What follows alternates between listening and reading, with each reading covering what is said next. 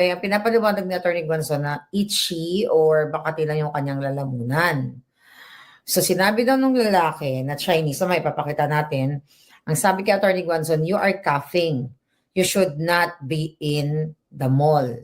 Leave. Umalis ka. Lumayas ka. Parang ganon. So sabi ni Atty. Gonzon, if you are sick or afraid to get sick, you should not be in a mall. Okay? Binaliktad naman kumbaga binoljak ni Atty. Gonzon. Kung natatakot ka palang madapuan ka o may sakit ka, yun na bakit ka nasa mall? Right? So, aside pa ni Atty. Gonzon, you have no right to tell me to leave. Kung makautos, parang amo ko siya, sabi ni Atty. Gonzon. Mata pobreng hindi naman mayaman. I want you to apologize to me here. If you are sick, you don't go out to the mall. Why are you here when you're sick? Mata pobre kang jutang Genimes ka. Di ka naman naka-Rolex.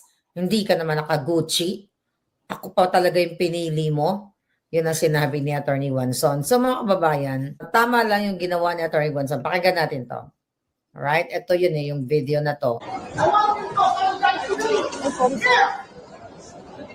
If you are sick, madam, if you are sick, you don't go out to the mall. Why are you here when you are sick? Who is this man? Is your husband? Why did you marry such a stupid? Ignoramus! Mga pobre! Utang ina mo! Hindi ka nga naka-Rolex! Hindi ka nga naka-Gucci!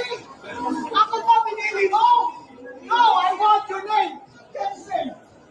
Get his name! I want your name! Video po, wala akong... At talaga siya pala ay naninindigan sa tama, naninindigan sa Pilipino. So, yun yung nakakagalit.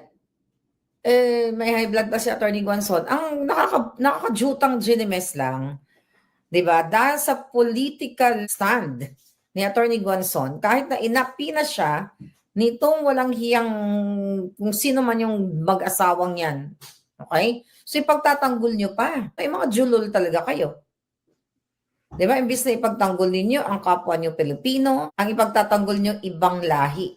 Tapos kung maka-akto kayo, mga yawa kayo na dapat ang China, girahin na natin, 'di ba? Sabi ni Bangag kasi ganito, kasi ganyan.